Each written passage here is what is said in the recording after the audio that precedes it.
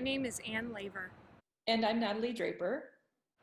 We'd like to offer a little preview of our Composer Interview Project, a series of recorded interviews we began conducting in the summer of 2020 to highlight a range of approaches to composing for the organ. We became interested in how seasoned composers approach the instrument, largely because we were embarking on a collaborative composition project of our own. I agreed to write a new work for Annie that would premiere on a virtual concert of new organ music in September of 2020. We were curious about how our process compared to others' experiences. We reached out to a handful of composers in July and August and invited them to talk with us over Zoom about their experiences writing for the organ. We decided to keep our questions relatively consistent so we could see if any patterns arose. We asked them, what first led you to write for the organ? What do you find most challenging or most gratifying about writing for the organ? What compositional techniques do you think work well on the instrument?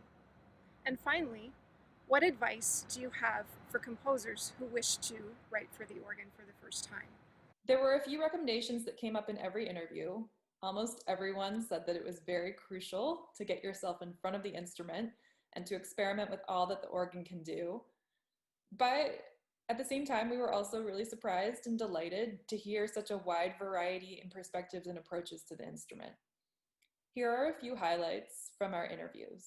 I've written a ton of organ music for Jamie because we met, and then it's like the organ more so than most other instruments. You really are making it for somebody to make it for an instrument. There's a kind of serious intercessor, not to use too ecclesiastical a term, but you do need unless you yourself are playing it as for instance Messiaen would have done, like you're kind of at the mercy of an interpreter in a way that's so much more present than, for instance, like the oboe. What's so special about NICO's scores is they have absolutely no indication for registration. So the collaboration. There's some, right? Yeah, there's some sort of adjectives and some descriptors, but in a way the collaboration kind of happens over the ether through that process, and bringing the music to life on the organ from a registrational scheme perspective is, I think, apart from the joy of playing the notes, is the joy of this kind of closeness that we have as two musicians. But I think the most thrilling aspect of the organ is just the sheer dynamic variation of this loud that can just shake your whole body, and then the incredible soft that you can have when you close all the boxes. Just to say, when you're writing for an organ, you cannot think about you're writing for the organ. You just have to write your own music. You have to work with the performer, of course, but in the end, you have to say your own words and tell your own story, right? And it's just a different tool. It was cool because working with both of them, they sort of took the limitations of the instrument, but also maybe they thought of things that could be done with the instrument that a lot of other people had never imagined before. Of course, knowing some idiomatic approaches to the instrument is helpful, but it's also dangerous because this is maybe there are two instruments where this is really, or three instruments where this is really dangerous. It's the guitar and the organ and maybe the harp, because it's so complicated that you have to practice very long, and after a while you're so good that you always tend to do what you know, and of course you don't want to do that when you compose new music. What's gratifying to me is not even so much about the instrument itself, above and beyond any other instrument or any other combination, but just the fact that there are a lot of opportunities for the use of organ repertoire. The fact that nearly all organists work in church context means that there is a much more regular performing life that goes on, and a much more variety. You can't play the same piece week after week. That's very different than, say, a concert pianist preparing you know, for 6 months, their recital, their like single program that they're going to take around and tour. And, you know, and it's not just church services, many places, especially more in Europe than here, but even some here, there are weekly, in some cases, some places daily organ recital series, you know, particularly throughout Germany. It's just sort of amazing. One of the mistakes I made was that in the end, it was a spectacular piece. And then I had the left hand with a strong chord, and while the right hand had to do, you know, but you couldn't hear what he or she was playing. The challenge is that the organ is so interesting and so complex that you would not think what it can do.